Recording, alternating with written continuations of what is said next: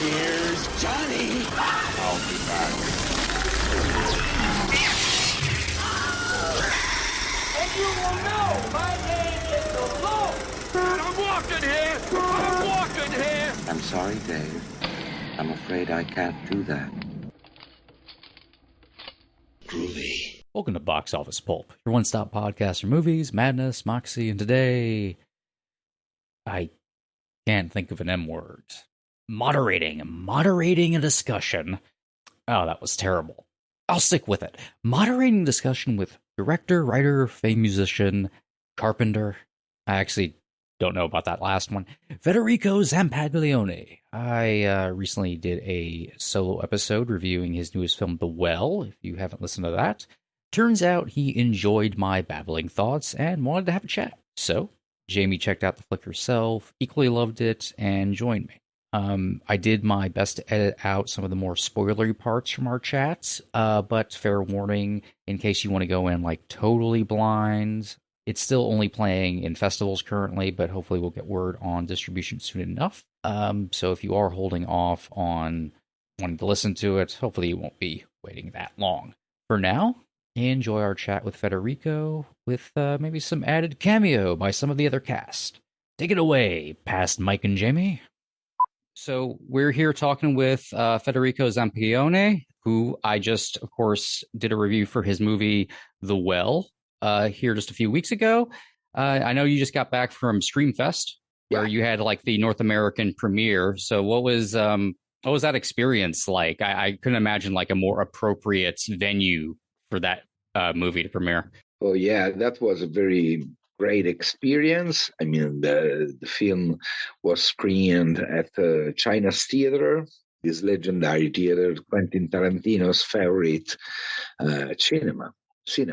And it was in the Screamfest festival.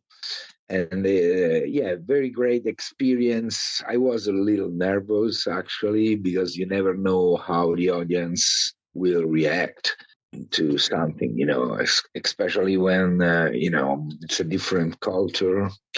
And when we have been at Screamfest, we screened before the film at Sitges, a Spanish festival, and the reaction was very enthusiastic.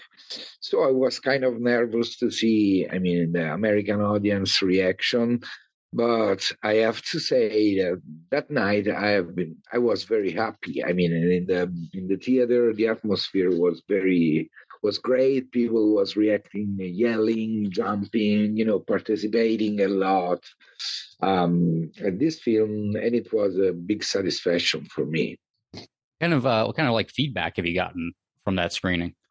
Oh yeah, because we had so many very good reviews, including yours. And that is something that the director always is a little nervous about, because you spend so many time working on something you love, and then you have to face reality and see what people really think about what you did, especially experts, people who loves the genre, and so they are competent. So I was a little, let's see what happened, and reviews started coming out, and they were very good. So finally now I'm feeling a little bit more relaxed. I can get back to my life without. And it's always a very important moment, because every time you release something, the first reactions are the ones that will stay for the entire process. I mean, if the reaction is bad, it's very difficult to change the trend, the mood. And so I'm used to pay a lot of attention to the first reactions to something I do. Can be a record, an album, a concert, or maybe a movie. But I can tell now, you see some happiness, some enthusiasm, that it means that the movie would probably be, a fan favorite, or maybe something that people like. Yeah, it's been really fun to watch the reactions coming out of Screamfest and start to like build up a little bit of steam over the last just week.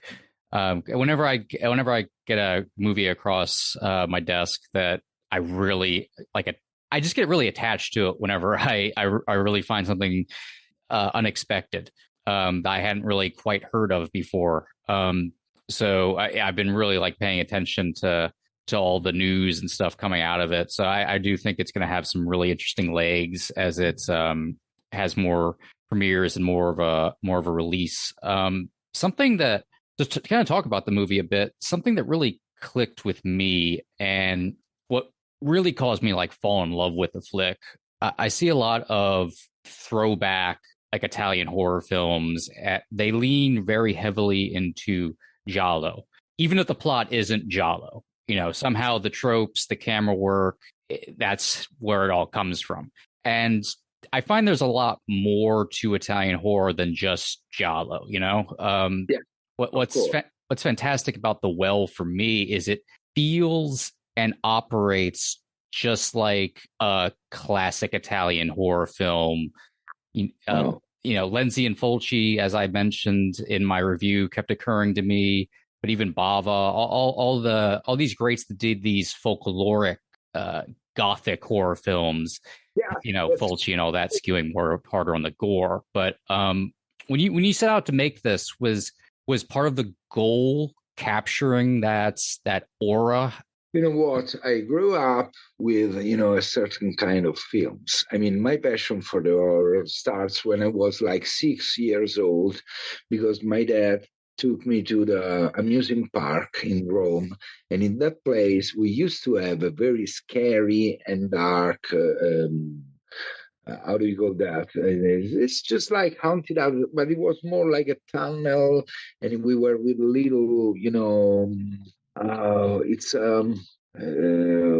yeah, it's like the dungeon. It's a little bit like the haunted house on Halloween. It was, the ghost house, just to understand. And we went there by this little train crossing, inside of this tunnel with a lot of scary stuff, and they were completely new to me, like witches, zombies, monsters in general. So I remember coming out of this tunnel and I was like, what the hell was that? I didn't even know what was it, because it was the first time I was facing the horror. And so, but I was frightened for sure, but at the same time I was feeling, I remember so well, I mean, the feeling that I had coming out of this tunnel. And I asked to my dad, oh, let's do it again. And then from that moment on, I just wanted like a Christmas gift or for my birthday, all the action figures of the horror icons like the vampire, Frankenstein, the mummy, the werewolf, and all, the icons from the 70s. And that was the moment when I catch up with the horror. And from that moment on, we never split. I mean, I've always been a fan of the Italian horror. And I remember being very young and going to the theaters to watch Dario Argento's films, Lamberto Bava's films. And yeah, I mean, the feeling to get terrified inside of a movie theater is something that really, I really love that. And but I didn't expect to become a horror director myself, because my career was going very well, very, very well as a musician. So at one point of my career, I did the first film, which was like a dark comedy. And I realized when I was on set that I didn't like to shoot the comedy moments, but I loved to shoot the dark moments. And so I thought to myself, okay, if I have to make another film, it should be a horror film. Otherwise, I don't want to do it again. And that's what happened. I mean, in 2009, I did this first horror film, which was Shadow. I don't know if you have seen that. Have you seen it? I was actually planning to watch it this morning, but I wasn't able to. I'm really looking forward to seeing that though. Oh yeah, I mean that was a combination between survival horror and a little bit of torture porn. I had a very effective villain, a skinny guy. You can check the trailer on the internet. It's an interesting film that was released all over the world, including the United States. It was released by a IFC channel, and it was pretty successful in the independent horror community. Then I did a couple of years later an homage to the Italian Giallo, and that was a real homage, maybe too much of an homage. So, I mean, some people liked it because it was just like an Italian Giallo from the 70s, the 80s, early 80s. Some other people didn't like it for the same reason, because it was too much of an homage.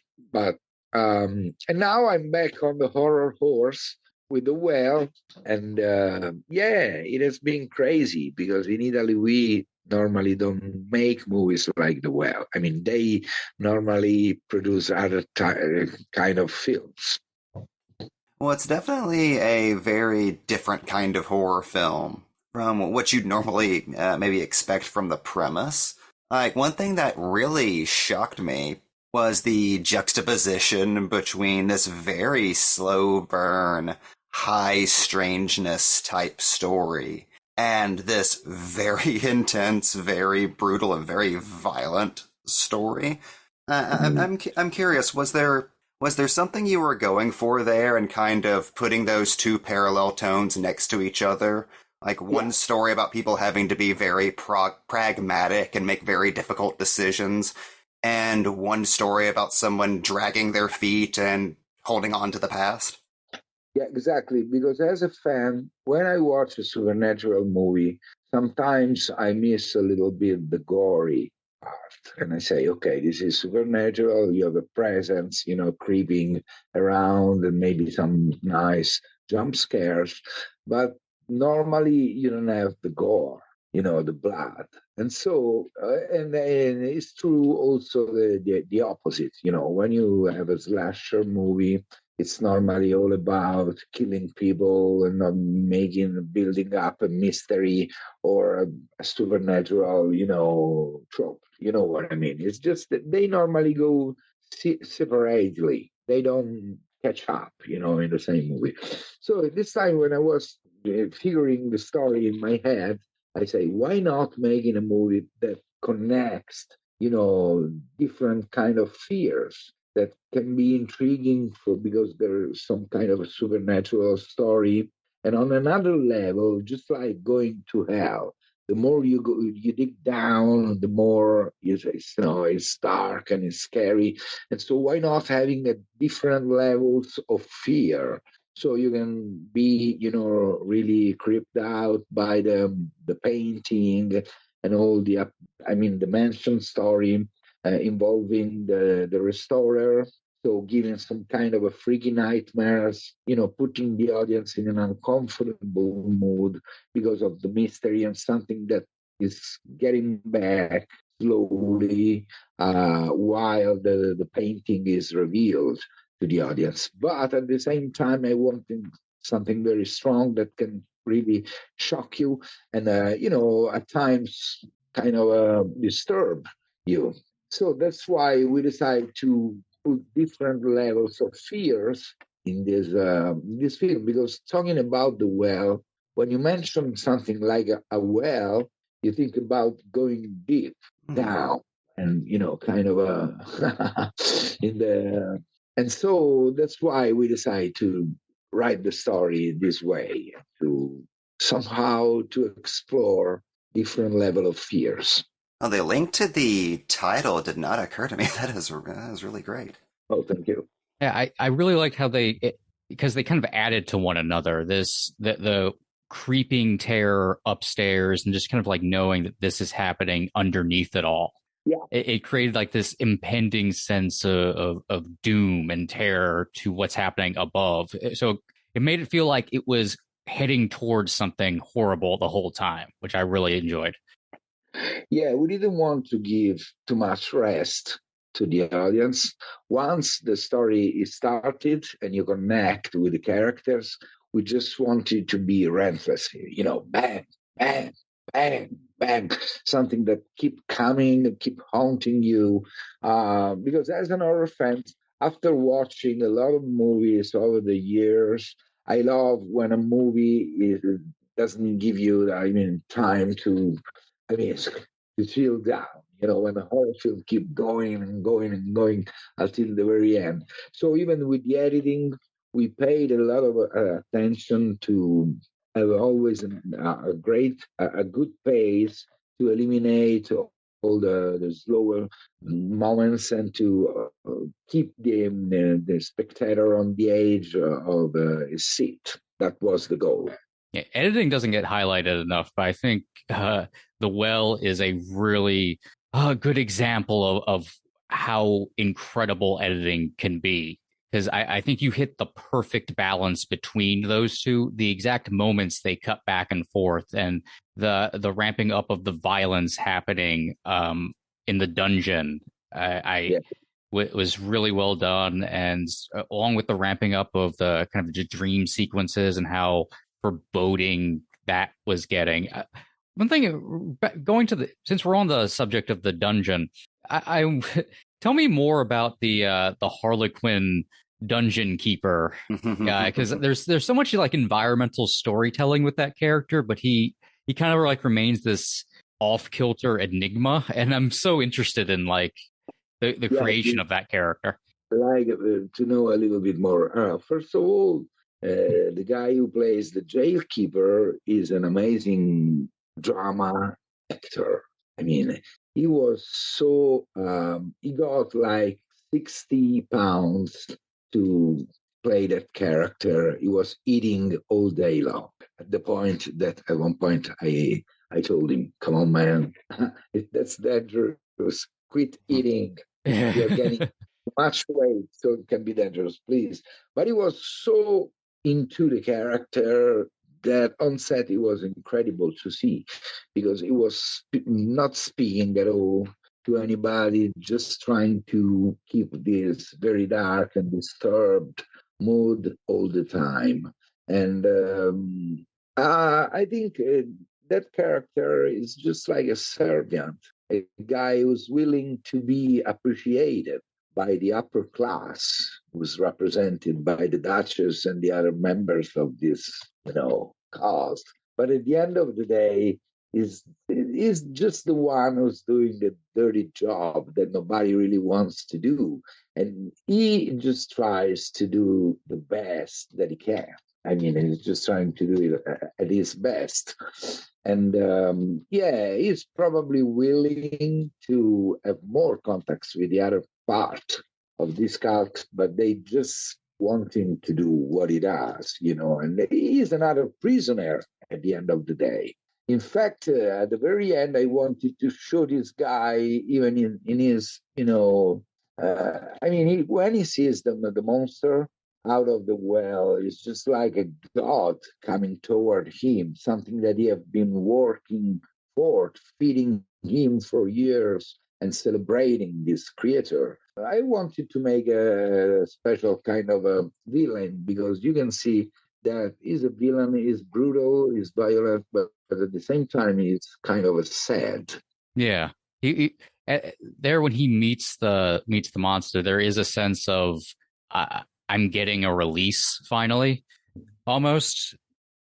He had a very Minotaur quality to him, like a kind of a mythological monster in a way. Yeah, exactly. Because he was very affected by the monster, because you can see how much he cares for this monster. The way he handled this bucket, when he takes out the bucket from, and raise the bucket, high, just like something, it's holy blood, and so at the very end, the Serbian, gives himself away to the monster, just like, do whatever you want to do to me. You're God. I'm just a servant. So I can sacrifice myself for you, whatever you want to make you do with me.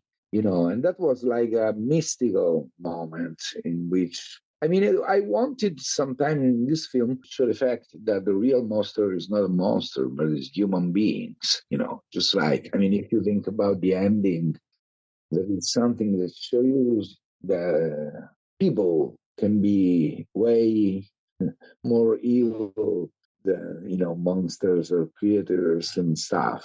And so there is a little bit of a metaphor of humanity. As long as they can make money out of something, they will completely change and turn themselves into monsters. As long as it works money wise. Yeah.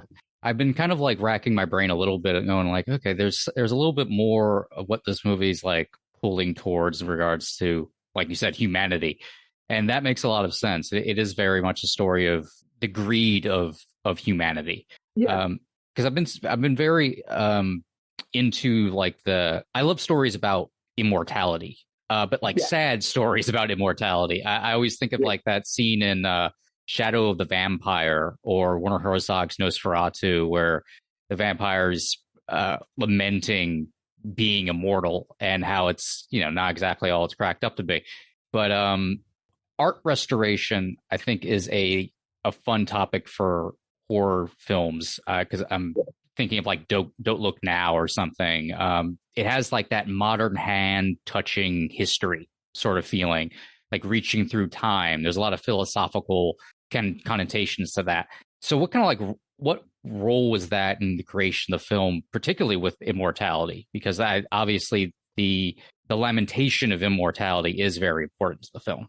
Oh yeah, of course, because of immortality that they do what they do the whole time, and so yeah, that is a concept that it's inside everybody, because at one point of your life you start wondering why one day you will have to go, and what if I can be here forever? I mean, this is a question that probably is inside everybody's mind at one point, especially maybe when you reach a certain age, and you start wondering, wow, this is not forever, and so let's find a way to stay here forever. But at one point, you want to look good. I mean, you don't want to stay forever as a very old person, and then so you start finding a way to keep yourself young forever. That is probably a common, subject in a lot of films. But I tried to show it in this film in a different ways, because while the Duchess is happy with her staying so young, we can say the same for her daughter, who's suffering a lot to stick in a very young girl's body, and she's prevented to have a normal life, to have relationship with people her age, and so she's forced to be a teenager forever. That is one of the worst thing that can happen to a girl that age, because they just can't wait to grow up, to live life, and to make different experiences. And she was prevented because her mom was in the way of letting her grow. And that is something that it's very mean, just to. So the same thing can be great for someone and can be a nightmare for someone else, because maybe it's more sensitive, and she just wants to see, to live her life just like a normal person. So that was, this kind of a difference, how you can handle in two completely different ways the same thing. Immortality can be great, but can be horrible, can be a nightmare, can be one of the worst nightmares, because you see everybody dying around you. You will never make some kind of experiences that come from years, and passing. And so that was, a different position, just to give two different ways of seeing the same thing. Yeah, there's a sad emptiness to it because they're immortal, but they give up every other aspect of life. It's just kind of like living in this old mansion and Yeah, for her mom, for the Duchess, is enough. Anyway, I mean, it's a simple story, but if you go inside of the story, there are a lot of different angles to notice.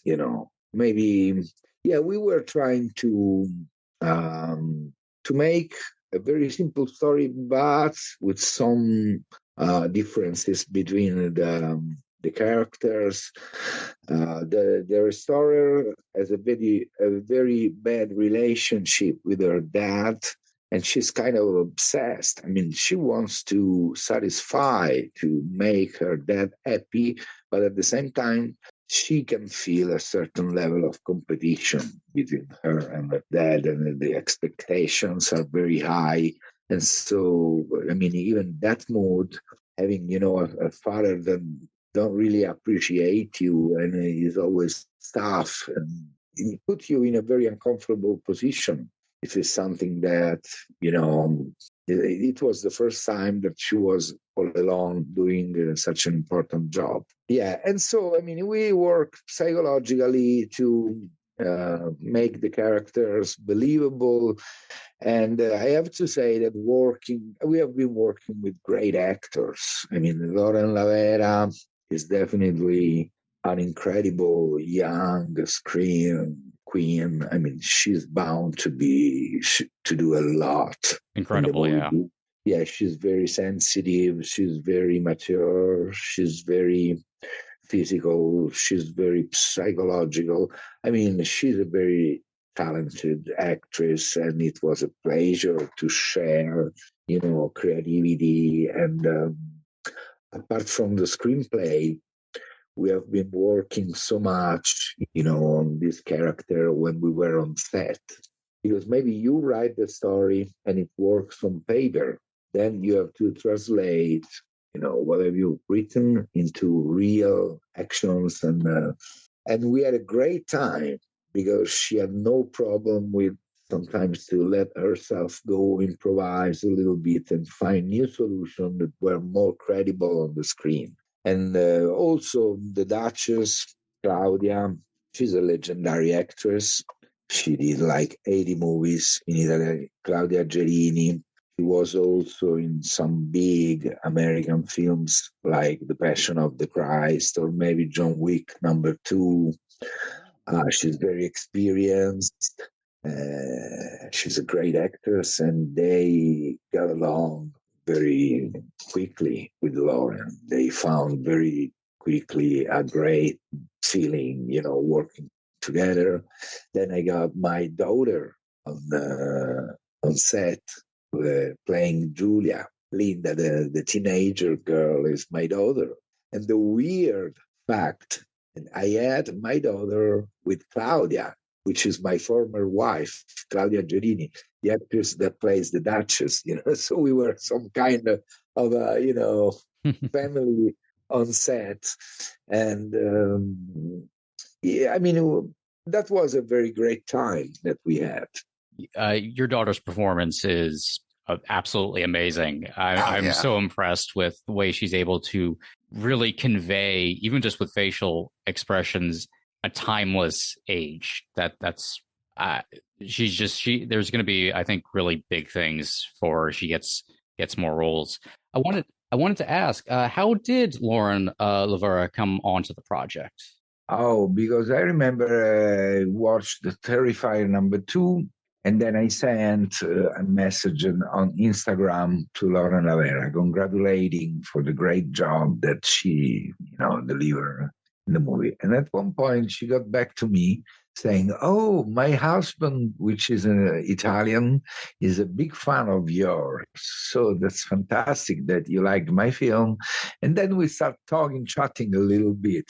So from that moment on, I mean, I told her that I was about to make a new film, send her the screenplay.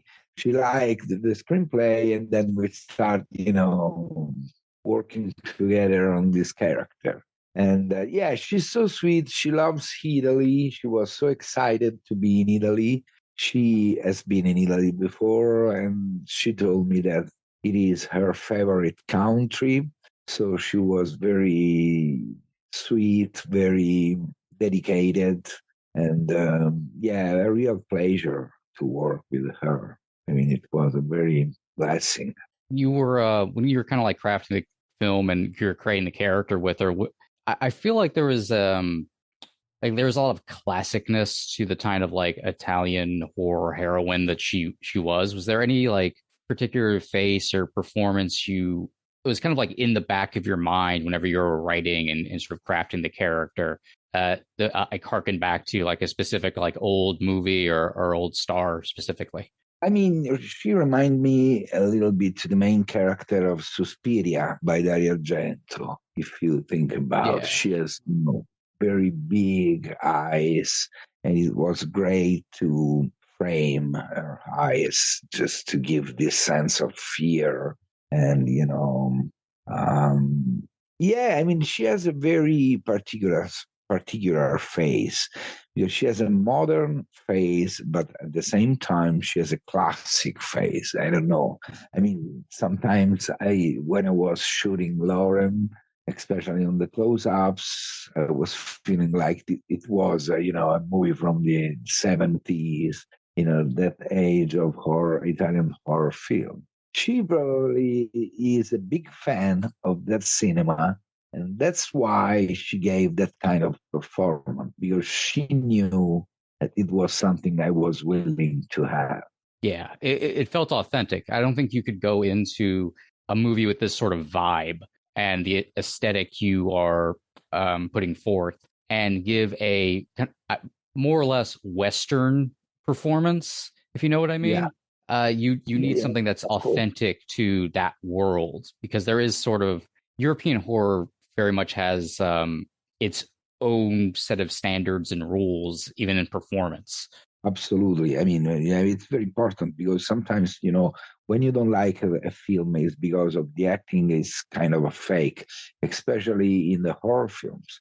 Because when you see the characters reacting in a kind of a unreal and not credible way, it's just a letdown. I mean, you don't believe the movie anymore, and so we paid a lot of attention to hire just good actors, going through auditions to make sure that everybody was completely in his role, including the various evil figures like the witch, Melanie Gaidos. She's a model. Uh, and yeah, I mean, she has an incredible uh, physical appearance. I mean, she's great. When you see her, you say, you remain very stunned because she's very elegant. She can be a little disturbing as a character, as a person, because she has a very unique and special face. But she also carries a lot of grace, a lot of elegance. And so she was one of my favorite character in the film and also favorite person. A big pleasure to work with Melanie Gaidos. Then the ogre was I already told you about him. And then also the guy who was playing the monster. I mean, imagine 6 hours of makeup every day because we wanted to make an old school kind of prosthetic effects, not going too much into the VFX and digital stuff, just in order to keep the movie real.